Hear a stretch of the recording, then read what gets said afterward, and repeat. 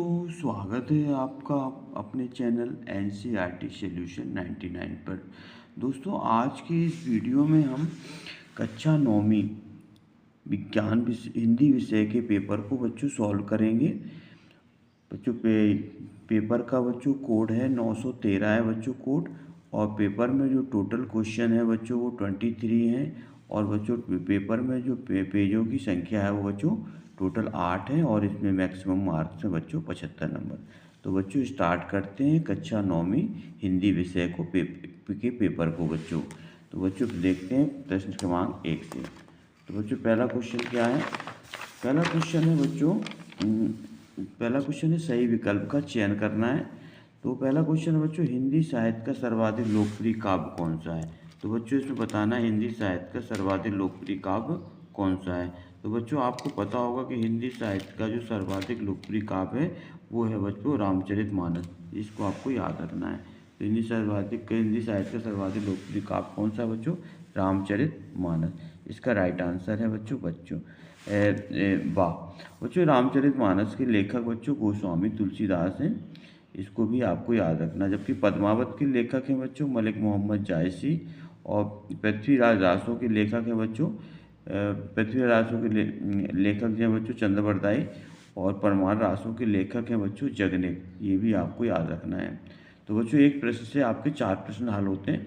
पद्मावत के रचयिता है बच्चों जायसी, पृथ्वीराज रासों के रचयिता है बच्चों चंद्रवरदाई, और परमार रासों के रचयिता जगनेक, और रामचरितमानस के लेखक हैं बच्चों गोस्वामी तुलसीदास।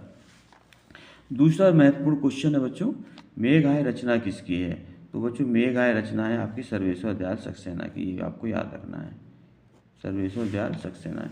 नेक्स्ट क्वेश्चन है, छंद को पढ़ते समय आने वाला विराम क्या कहलाता है?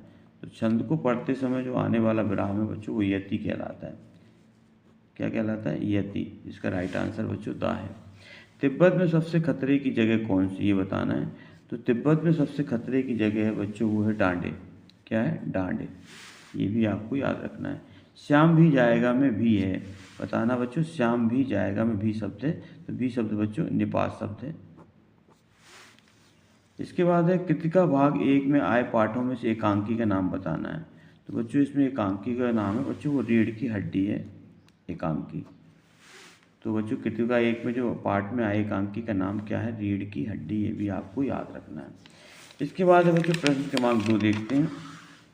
प्रश्न क्रमांक 2 है बच्चों, इसमें जो है रिक्त स्थान की पूर्ति करना है फिल इन द ब्लैंक से। तो पहला है इसमें question fill in the blank बच्चों कि कैदी और कोकला दोनों ही खाली जगह देश के वासी हैं। तो आपको पता है बच्चों कैदी और कोकला जो दोनों जो है गुलाम देश के वासी हैं। किसके हैं बच्चों? गुलाम। इसका राइट आंसर है बच्चों गुलाम।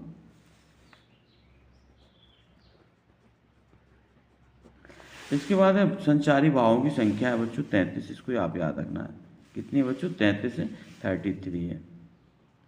ये भी आपको याद है बच्चों। संचारी भाव ये रस के अंग के अंतर्गत आता है बच्चों। रस के अंग 4 होते हैं, स्थायी भाव, विभाव, अनुभाव और संचारी भाव। स्थायी भाव की संख्या बच्चों 9 है, और संचारी भावों की संख्या 33 है, और रसों की संख्या भी 9 ही है बच्चों। महाकाव्य में जीवन का संपूर्ण चित्रण होता है, याद रखना बच्चों इसको। महाकाव्य में जीवन का संपूर्ण चित्रण होता है, समग्र जीवन का वर्णन किया जाता है। लेखक महादेव वर्मा के बाबा फारसी और उर्दू। क्या है बच्चों? इसका राइट आंसर उर्दू भाषा के अच्छे जानकार थे। इसके बाद है बच्चों नेक्स्ट क्वेश्चन, उपहास शब्द में बताना है क्या उपसर्ग है। उपसर्ग में इसमें बच्चों उपहास में उपसर्ग उप है बच्चों, ये याद रखना है। उपसर्ग वो बच्चों वो शब्दांश कहलाते हैं जो किसी शब्द के प्रारंभ में जोड़ते हैं, उन्हें उपसर्ग कहा जाता है, ये आपको याद रखना है। उर्दू में तालीम शब्द का अर्थ क्या है? तो उर्दू में बच्चों तालीम शब्द का अर्थ होता है शिक्षा। तालीम बच्चों उर्दू शब्द है जिसका हिंदी में अर्थ होता है शिक्षा। प्रश्न क्रमांक 3 देखते हैं बच्चों क्या है इसमें। प्रश्न क्रमांक 3 में है निम्न में सत्य व असत्य बताना है, ट्रू और फॉल्स है बच्चों। ईश्वर कावा कैलाश में मिल सकता है। ईश्वर कावा कैलाश मिल सकता है बच्चों, गलत है। कबीर के अनुसार ईश्वर जो है हर जगह है, कण कण में ईश्वर व्याप्त है। इसमें संकट सागर में रूपक अलंकार बच्चों, ये राइट आंसर है। इसका राइट आंसर इसका बच्चों होगा संकट रूपी सागर। संकट रूपी सागर में रूपक अलंकार होगा बच्चों, क्योंकि जहाँ रूपी शब्द का प्रयोग होता है वहाँ रूपक अलंकार होता है। लड़की की माँ मर चुकी थी, ये बच्चों असत्य है, ये रॉन्ग आंसर है। इसके बाद सालेम अली को उम्र की सती तक पहुंचने में थोड़े ही दिन बचे थे। तो बच्चों ये इसका आपका राइट आंसर है। इसके बाद उत्थान का विलोम उन्नति है। नहीं बच्चों, उत्थान का विलोम पतन होता है, ना कि उन्नति होता है। तो बच्चों ये गलत आंसर है। उत्थान का विलोम पतन होता है बच्चों, उन्नति नहीं होता है। उत्थान उत्थान और उन्नति बच्चों एक ही शब्द हैं। रामस्वरूप दकियानूसी ख्यालातों के थे। इसमें बताना बच्चों रामस्वरूप दकियानूसी ख्यालातों के थे। बच्चों ये असत्य है, ये रॉन्ग आंसर है। इसके बाद है बच्चों निम्नलिखित जोड़ी को मिलान करना है। स्तंभ आ को स्तंभ बा से मिलान करना है। तो इसमें बच्चों पहला है सूफी संत। सूफी संत कौन थे बच्चों? तो सूफी संत थे आपके जायसी। इसका राइट आंसर ये है पहला। सूफी संत कौन थे? जायसी। दूसरा है मुक्तक काव्य। मुक्तक काव्य बच्चों लिखे हैं वो हमारे कबीरदास जी के दोहे हैं, वो जो मुक्तक काव्य के अंतर्गत आते हैं। और मुक्तक काव्य की जो प्रणेता हैं बच्चों वो जय निराला जी हैं। इन्हें मुक्त छंद का प्रवर्तक माना जाता है। बुद्धिहीन प्राणी बच्चों आपको पता है बुद्धिहीन प्राणी जो है वो क्या? गधा है। इसके बाद है भूमि। भूमि का बच्चों पर्यायवाची धरा है। इसको भी आपको याद रखना। भूमि का पर्यायवाची क्या है? धरा है।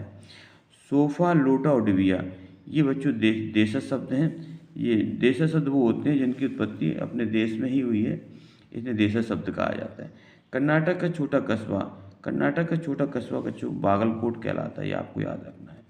तो बच्चों इस तरह ये सही जोड़ी संपन्न होती हैं। इसके बाद बच्चों प्रश्न क्रमांक नेक्स्ट देखते हैं। प्रश्न क्रमांक 5। प्रश्न क्रमांक 5 में पूछा गया बच्चों कवित्री ललदत का घर जाने की चाह से क्या तात्पर्य है?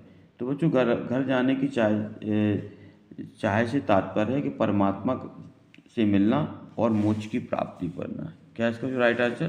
परमात्मा से मिलना और मोक्ष की प्राप्ति। तो इसका राइट आंसर लिख लीजिए, परमात्मा से मिलना और मोक्ष की प्राप्ति। ये बच्चों आपको याद रखना, परमात्मा से मिलना और मोक्ष की प्राप्ति। मेघ आए बंठन की पंक्ति में कौन सा अलंकार है? तो बच्चों मेघ आए बंठन में इसमें अलंकार है बच्चों मानवीकरण।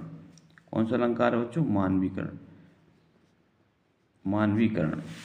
इसके बाद साहित्यिक पुरखी किसे कहा जाता है? साहित्य के पुरखे बच्चों किसे कहा जाता है? तो कोई कहा था मुंशी प्रेमचंद को। किसे कहा जाता है बच्चों? प्रेमचंद। इनको बच्चों उपन्यास सम्राट भी कहा जाता है, कथा सम्राट भी कहा जाता है। इन्होंने बच्चों जो है 300 कहानियाँ भी लिखी हैं, इसलिए कहानी सम्राट भी कहा जाता है। लोक में प्रचलित उक्ति क्या कहलाती है? तो बच्चों लोक में प्रचलित उक्ति कहलाती है लोकोक्ति। ये आपको याद रखना है। लोकोक्ति, लोकोक्ति, लोक में प्रचलित उक्ति लोकोक्ति कहलाती है। इसी को बच्चों कहावत भी कहा जाता है। साक्ष्य पत्रिका के विशेषांक का नाम क्या था? तो बच्चों साक्ष्य पत्रिका के जो विशेषांक का नाम था वो था बच्चों नदियों की आग। इसको आपको याद रखना है, नदियों की आग। इसके बाद है लेक का मृदुला। लेक का मृदुला गर्ग की परदादी ने मंदिर में जाकर क्या मन्नत मांगी थी? तो बच्चों लेक का जो थी मृदुला गर्ग, उनकी परदादी ने मंदिर जाने में यह मन्नत मांगी थी कि उनका जो पहला बच्चा होगा वह लड़की होगी। क्या होगी बच्चों? उनका जो पहला बच्चा हो वो क्या होगी? लड़की होगी। पहला बच्चा लड़की हो, ये बच्चों उन्होंने मन्नत मांगी थी। इसको याद। इसके बाद है बच्चों नेक्स्ट क्वेश्चन है भक्ति काल की 2 विशेषताएं लिखना है। भक्ति काल की बच्चों विशेषता है गुरु का महत्व और अहंकार का त्याग है। ये बच्चों भक्ति काल की महत्वपूर्ण विशेषताएं हैं। भक्ति काल को बच्चों हिंदी साहित्य का स्वर्णयुग कहा जाता है और भक्ति काल को 2 भागों में बांटा गया है, निर्गुण भक्ति और सगुण भक्ति में बांटा गया है। प्रगतिवाद की विशेषताएं लिखना है बच्चों। प्रगतिवाद जो है बच्चों मार्क्सवाद के प्रभाव पर आधारित है। इसमें शोषणों का विरोध किया है और शोषकों के प्रति सहानुभूति व्यक्त की है। शोषण का विरोध और शोषकों के प्रति सहानुभूति की है। इसमें बच्चों से कवि सर्वेश्वर दयाल सक्सेना अथवा सुमित्रानंद पंत की काव्यगत विशेषताएं लिखना है। निम्नलिखित बिंदुओं के आधार पर 2 रचनाएं लिखनी है और भाव पक्ष, इसको भी आप देख लें बच्चों। इसमें अरहर और सनई के खेत में कवि सुमित्रानंद पंत को कैसे दिखाई देते हैं? कोयल की कूक सुनकर कवि माखनलाल चतुर्वेदी की क्या प्रतिक्रिया हुई? ये भी आपको बताना है। और बच्चों इस तरह ये महत्वपूर्ण क्वेश्चन है, इनको आप देख लें, ये आपकी आगामी परीक्षाओं के लिए महत्वपूर्ण साबित होंगे। इसके बाद जो मात्रिक छंद किसे कहते हैं? वे छंद होते हैं जिनकी गणना मात्रा के आधार पर की जाती है, मात्रिक छंद कहलाते हैं। जिसमें दोहा, चौपाई, ये सब बच्चों मात्रिक छंद हैं। काव्य किसे कहते हैं, इनके भेदों के नाम लिखना है बच्चों। काव्य है रसात्मक वाक्यम काव्यम। रसयुक्त वाक्य को काव्य कहते हैं बच्चों। काव्य के दो भेद होते हैं, श्रव्य काव्य और दृश्य काव्य। अनुप्रास अलंकार की परिभाषा लिखना है बच्चों। तो अनुप्रास अलंकार की जहाँ पर कोई वर्ण एक से अधिक बार आता है वो अनुप्रास अलंकार होता है बच्चों। हास्य रंग की परिभाषा लिखना, हास्य रस की। यात्रा वृतांत किसे कहते हैं बच्चों, ये भी याद रखना है। जब कोई लेखक अपनी यात्रा का वर्णन करता है तो ये कहता है। नाटक और एकांकी में अंतर लिखना है बच्चों। नाटक में कई अंक होते हैं जबकि एकांकी में एक ही अंक होता है। नाटक में पात्रों की संख्या अधिक होती है जबकि एकांकी में पात्रों की संख्या कम होती है। इसके बाद हरिशंकर परसाई तो महादेव वर्मा की साहित्य विशेषता निम्नलिखित बिंदुओं के आधार पर लिखी। इसमें बच्चों महादेव वर्मा और इनकी या हरिशंकर परसाई की साहित्यिक विशेषताएं लिखना है बच्चों, दो बिंदुओं के आधार पर, दो रचनाएं और भाषा शैली। तो बच्चों महादेव वर्मा की दो रचनाएं निहार, रश्मि, नीरजा। किन घटनाओं से पता चलता है हीरा मोती में गहरी दोस्ती थी बच्चों। ये जो है हीरा और मोती ये बच्चों बैल हैं जो है अपने मुंशी प्रेमचंद की कहानी से लिए गए हैं बच्चों, दो बैलों की कथा से। उसका प्रश्न है बच्चों ये। लेखक राहुल सांकृत्यायन ने डाकुओं से बचने के लिए कौन सा साधन अपनाया था। लेखक महादेव वर्मा ने मेरे बचपन के लिए पाठ में अपनी माँ के लिए किन विशेषताओं के बारे में बताया था। इसके बाद किस घटना ने सालेम अली की जीवन की दिशा को ही बदल दिया था। संधि की परिभाषा किसे कहते हैं कि प्रकार बच्चों, दो वर्णों के मेल से जो विकार उत्पन्न होता है, जब दो वर्ण आपस में जुड़ते हैं बच्चों तो जो में विकार उत्पन्न होता है वो संधि कहते हैं। संधि तीन प्रकार की होती है बच्चों, स्वर संधि, व्यंजन संधि और विसर्ग संधि। तत्सम शब्द क्या होते हैं, उदाहरण। तत्सम शब्द बच्चे जो होते हैं जो सीधे संस्कृत से लिए गए हैं वो तत्सम शब्द हैं, अर्थात संस्कृत में और उसमें जो प्रयोग किए जाते हैं शब्द बच्चों वही तत्सम शब्द कहलाते हैं। जैसे बच्चों केला को तत्सम केला का तत्सम शब्द बच्चों कदली, और हल्दी का तत्सम शब्द बच्चों हरिद्रा। तो इस हाथ का तत्सम शब्द बच्चों हस्त। इस तरह बच्चों तत्सम शब्द वो सीधे संस्कृत से लिए गए हैं, आपको याद रखना है। इसके बाद बच्चों नेक्स्ट क्वेश्चन देखते हैं। नेक्स्ट क्वेश्चन है कि इसमें बच्चों बाढ़ पीड़ितों की मदद के लिए नाव पर क्या क्या होना आवश्यक होता है, इसका आंसर लिखना है। रीढ़ की हड्डी एकांकी का उद्देश्य इसमें बताना है। निम्नलिखित काव्यांश का संदर्भ से व्याख्या करना है बच्चों ये, और इसके बाद एक गद्यांश है, इसकी भी संदर्भ से व्याख्या करना है। इसके बाद प्रश्न क्रमांक 20 देखते हैं बच्चों। इसमें क्या पूछा है, इसमें पूछा गया है परीक्षा का समय निकट आने पर समय का सदुपयोग करने के लिए अपने मित्र के साथ संवाद लिखना है। इसमें संवाद योग का महत्व विषय पर अनुच्छेद लिखना है। इसके बाद बच्चों ये गद्यांश है, इसको जो है पढ़ करके इनके प्रश्नों को हल करना है बच्चों। और इसके बाद नेक्स्ट क्वेश्चन देखते हैं बच्चों। नेक्स्ट क्वेश्चन है अपने प्राचार्य को शाला शुल्क से मुक्ति हेतु आवेदन पत्र लिखना है। और अथवा में बच्चों अपने बड़े भाई के विवाह में सम्मिलित होने के लिए मित्र को आमंत्रण पत्र लिखना है।